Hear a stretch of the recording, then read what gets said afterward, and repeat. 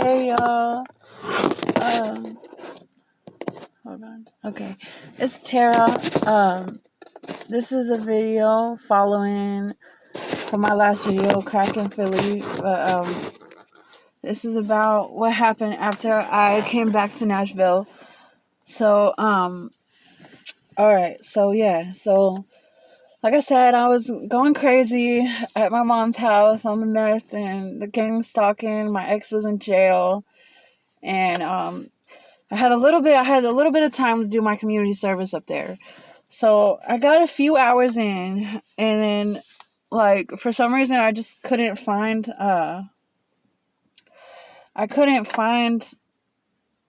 there was like a couple places I could go, and I couldn't get my hours in before my mom sent me back here. So what the agreement was if I didn't do my community service, they were going to put out a warrant for my arrest if I didn't finish it, and that was going to be 4 years. But if I did it, everything would be fine. Just do the community service and I wouldn't have to go to jail. So, but the warrants up there, it's like only in that state. So any other state, I wouldn't, if I got picked up by the police, they wouldn't extradite me or nothing. So I came back down here, and me and my mom stayed. My mom stayed for like a month or a couple weeks to a month, and we stayed at my her mom's house. And at the time, I still wasn't talking to my dad's side of the family. So came back down here, and I had a plan in the back of my mind that when my man got out of jail, I was gonna go back to his place. Like, but I knew in the back of my mind, like, I don't know, I was so wrapped up in my own thing. I didn't really think about how much it would affect me when I couldn't go back when he did get out because of my warrants. So, yeah. So I still had all that meth when I came here. I still had a bunch of meth with me. So we got here. I was still getting high up in my room, the guest room. My mom's mom was letting me stay at. It was us and my mom and her husband. So me and my grandma, her boyfriend, my mom and her husband. And I was getting high, and like at the time, like I had really bad back problems, because really, like, I'm like all the drugs I was doing changed my bone structure, and like my jaw hollowed out by a third of the bone structure in my jaw hollowed out. And so my mom took me to the chiropractor, and they took x-rays, and it was really bad. So I started going to the chiropractor right away, and yeah. And so, like, for a couple weeks, I was just at home, just getting high. And I remember one night my dad came over, and I think they could tell that I was high. And, like, all I remember him saying, I was tripping. Like, I was hearing voices that day. All I remember him saying was, stop following shadows. Like, I could tell you're following demons or something. And he's like, he could tell. And I was just like, I argued with him. I was just like, no, I'm gonna do what I want. But like, he didn't directly bring up what it was, but they, like, I know that they knew. But so yeah, shortly around a couple of days later, like, I went shopping, got a bunch of new clothes, and one of those nights I said I was just gonna go take a walk. And so I was still in the mindset, like, I was supposed to go look for a job, but I didn't want to go look for a job. I just wanted to go make quick money, because all this time I had been prostituting, and it was just easy for me at the time. So I would put on one of my new outfits and went and made some money one night. Went to the hotel, met this girl. It was a hotel full of dudes and a girl, and I got some crack and took a hit. And it was the first time that I smoked crack without my ex. And immediately, like, literally, like, everybody turned into a cartoon of an alligator. Like, literally everybody, you know that picture of the alligators playing cards? Like, it kind of looked like that. Like, they all turned into alligators, like, for like 5 seconds, and then I came out, and I was like, what the fuck? Like, that was weird. So anyways, I got the girl's number. I went home, and within the next couple weeks, I was just going out every day, just like walking around town all day from morning to nighttime. And my mom and my grandma were getting upset with me. And one day, one day I was hallucinating. I was talking to the trees, and I had a vision in my mind that literally all the trees on Earth were a race of my kids. Like literally, I was kidnapped by an alien, and they took all of my kids. I had millions of kids. Like, I was like a god of this other dimension, and I had all these kids, and they were converted into trees, planted in the ground, and turned into slaves. And I couldn't see it, but I was just finding out about it, and I was crying. I was literally bawling my eyes out. Like, I could hear my kids screaming for me when I looked at the trees, and that was crazy. Like, apparently, like, I hooked up with some evil alien, and he put me in this body and put all my kids in the trees, and he was just going to keep me here as a slave and all my kids locked up, and I was slowly going to find out a little bit about it at a time, but, like, I couldn't do nothing about it, and I thought my mom was a part of all of it. They were all actors. It was all the same guy, like, just playing different parts in my life, and so I came home crying my eyes out, bawling, and I told my grandma I thought she was trying to kill me, and so I gave her my meth. Because literally, like, okay, I was in the sun all day, and I had this huge hole burning. Like, this one spot right where my third eye is turned bright purple, and it just burned up way more than any other spot. And, like, I was, like, breaking out all over, and it was the meth. Like, I could barely breathe, and after that panic attack, she was like, "What's wrong with you?" So I gave her my meth, and she actually buried it in the backyard. She buried it in the backyard, and my mom, the next day, I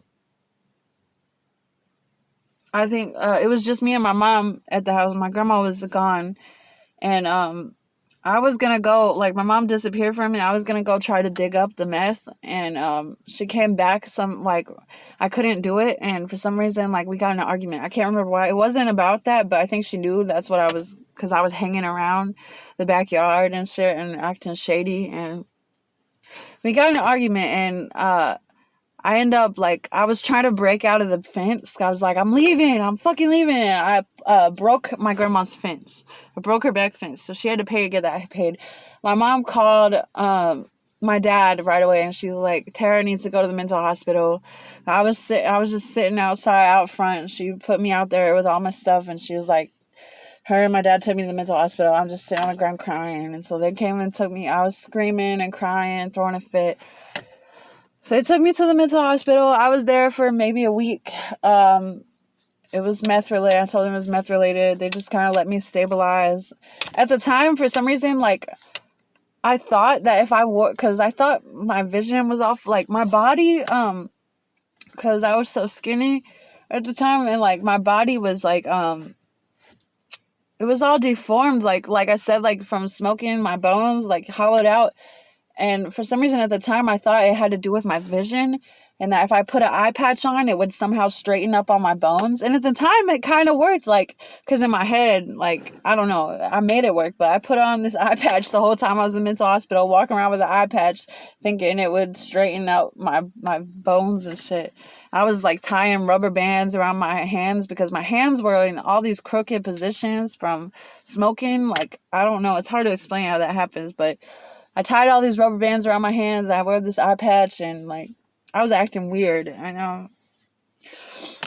Shortly after I got out, I started talking to my dad's mom again, and so I made up with that side of the family, and we got back in contact, but, like, weren't, like, close enough. I just came over to visit and let her know I was all right and everything, and then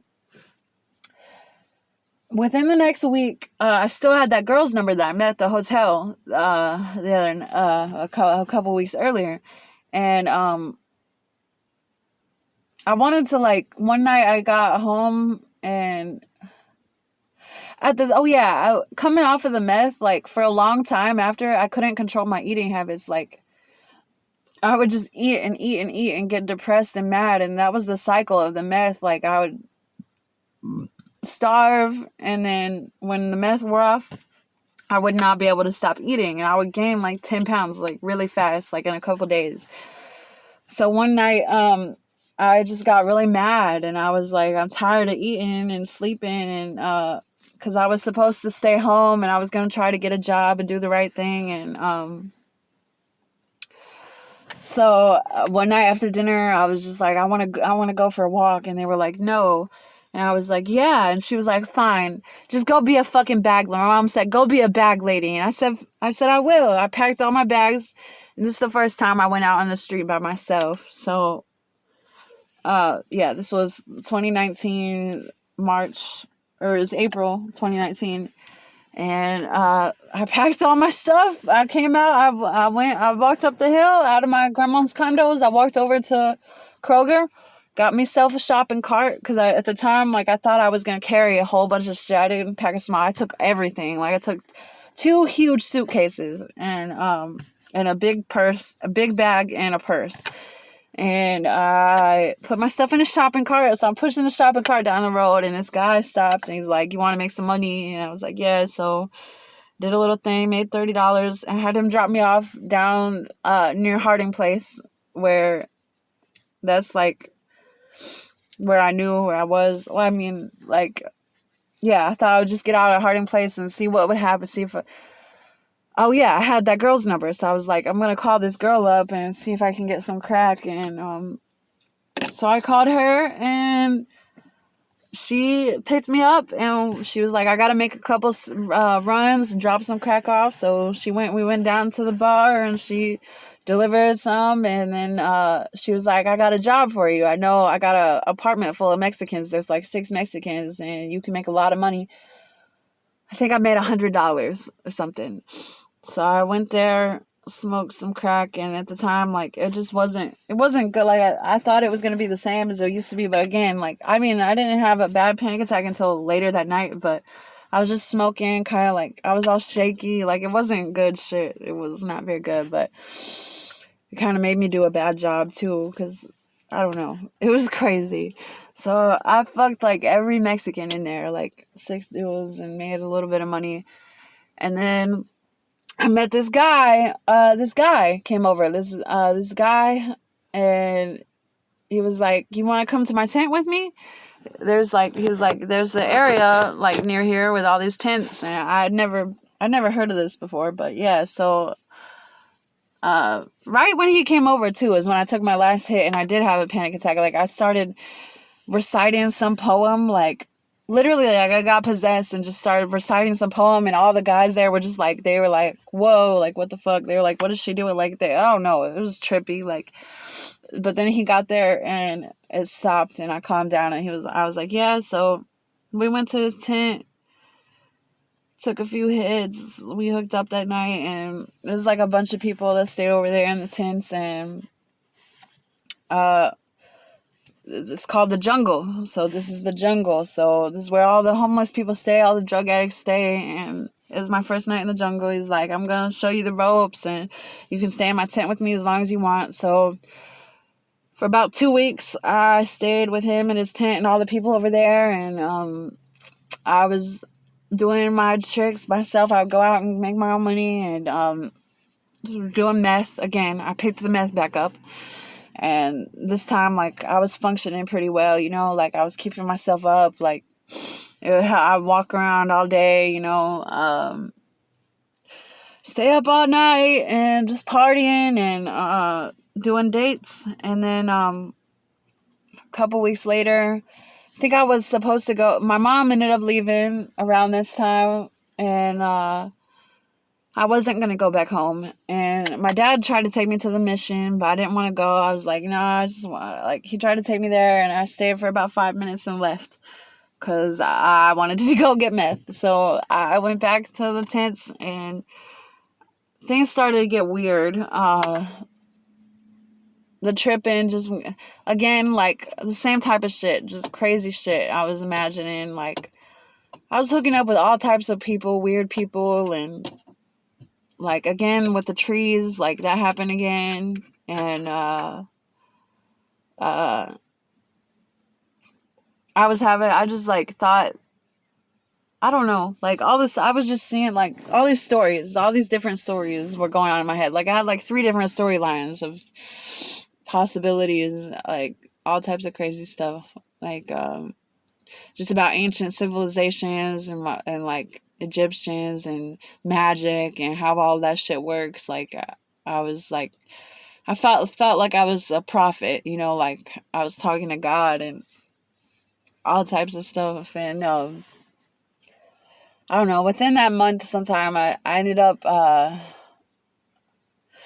meeting some guy. I put myself up on a website to meet guys to do dates, and I ended up meeting some guy. I went like out of town, uh, near Alabama. It wasn't right at Alabama, but it was some town near Alabama. I can't remember. It's in Tennessee, but it was out in the country. I stayed there for a few hours, and then I ended up getting bored, and like we just didn't want to do the same things. Like I was supposed to make money, but I didn't because I just wanted to get high. He really wasn't into that, and like I thought it would be different, but I was already all the way out there. So he dropped me off down the road, like down where more stuff was. Tullahoma, that's where it was. And so I wandered around there for a couple days. That night I met this old hippie couple, and then I was looking for meth, and they were meth heads. So I wandered around Tullahoma with them for 2 days, and they were like, all right, this guy's gonna pick us up and take us to a trailer park like an hour away. So by the time that their friend came and picked us up, I was passed the fuck out. Like their friend got there, busted out some lines. I took a line, went right back to sleep because at the time my tolerance was so high, like it didn't matter. So I woke up we went to this trailer park, and it was cool. It was some country guy. It was like he had this 2 roommates. One of the ladies, there's one girl there. She's like 400-pound lady, like this crazy redneck lady, her boyfriend and him. And he had long hair. He was kind of like a hippie, like, some place closer to Alabama from Tullahoma, somewhere between Tullahoma and Alabama. And I stayed there for about 2 weeks. I was gonna start dating that guy, but I still wasn't over my ex and shit, and I just still didn't know what was going on, and I still thought like maybe I would come back home. But yeah, so he didn't do meth, but everybody in that trailer park did. And he ended up introducing me to this old guy that lived like 2 trailers away that what he did was collect a bunch of stuff. He was a hoarder, but he was a clean hoarder. Like, his stuff was organized and shit. But he would sell stuff, and he ended up giving me a bunch of clothes, and I ended up over there more than at this guy's house. And, like, I ended up having my aunt actually sent me some money to help pay the bill at this guy's trailer that I was staying. I told them what was going on, and she helped me out. And so I was just doing meth over there for a couple weeks. I ended up taking over his trailer and, like, reorganizing it, and, like, I tried to make the hallway my room. We had this little hallway between the kitchen and his room. And I was washing all my clothes in the bathtub and hanging my clothes all around the house. And I could tell he was getting stressed out. So I went to that old guy's trailer and hung out there for a while. And then I called my cousin's best friend. My cousin's best friend, who I've known since I was 15, who lives in Alabama, pretty close, about an hour away. And I was like, can I stay with you for a while? On my dad's side of the family. And so it was my cousin's best friend, and they live together. They live in the same trailer, but my cousin was never home. It was really just his trailer, pretty much. So he came and got me, and he was like, yeah, because his parents used to be meth head, but he doesn't do meth, but he was like a good guy. Like, my family really liked him. And so I stayed there for about 3 weeks. Within the first few days, he ended up getting me some acid. We had a really good trip together. We did some acid, and we were going to start dating, I think. But I was like, I had to get out. I had to get meth, yeah. I was withdrawing really bad from the meth. So I was like, can you take me to the nearest town and where I can go make some money? And he just wanted to make me happy at the time. I think he thought we were going to be together, but like I had to get the meth. And so he took me to what was it?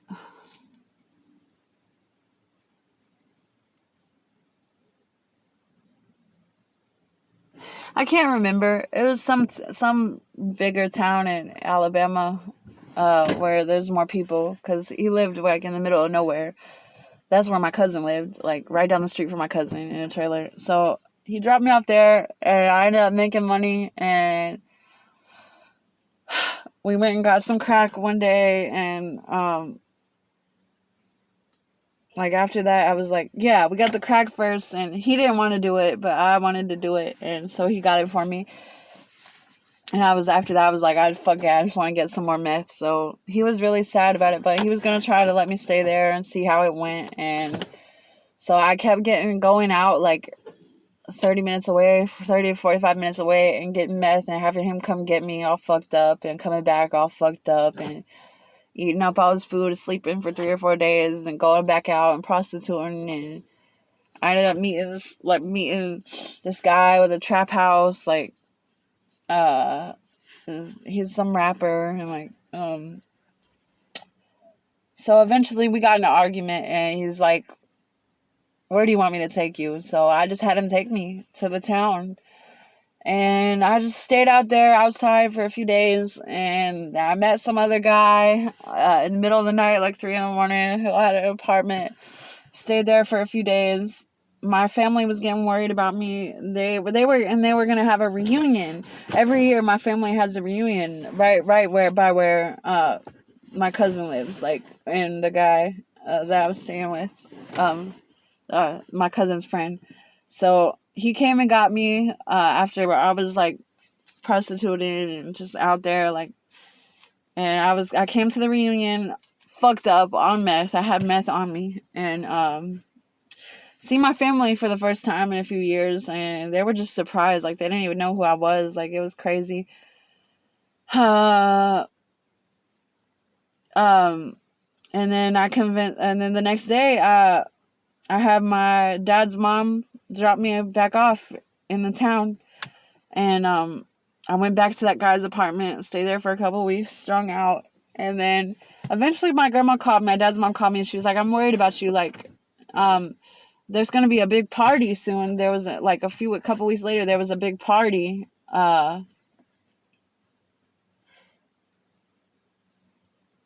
This guy named Mario is a friend of the family. He throws these big parties, kind of like the reunion, but not the reunion, but kind of like it. So she convinced me to go to that, because at first I was like, I don't, like, because I was like really high, and she was, but I think she had plans to try to help me get off the meth, but she told me it was just gonna be a party. But anyway, so she took me to that, and we camped out there for a day, and then she took me back to her house, back to Nashville. She took me back to Nashville, and I was gonna stay with her, but as soon as I got home, I was like, I'm going.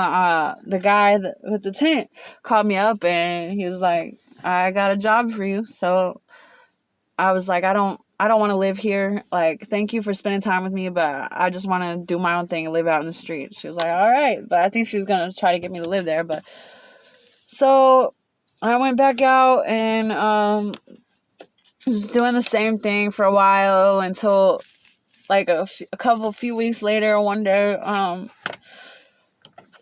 just got tired. I got tired of being out there, nowhere to sleep. And so I asked her if I could come back and live with her. And she was like, yeah. So I came back home to her house, and I went out a couple more times. And then eventually I was like, all right, I'm just going to get a job and try to not do meth and stay at her house. So I got a job at IHOP, and I was staying with my dad's mom for about a month or two.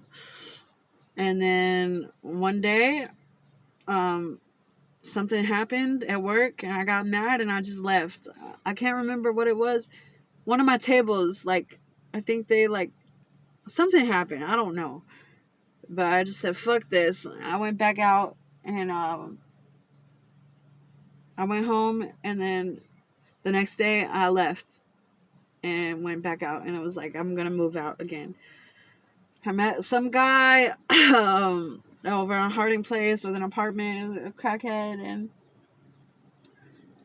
I was fucking with him for a little while. I don't know, he was just crazy. So, like, that didn't work out. We ended up getting an argument.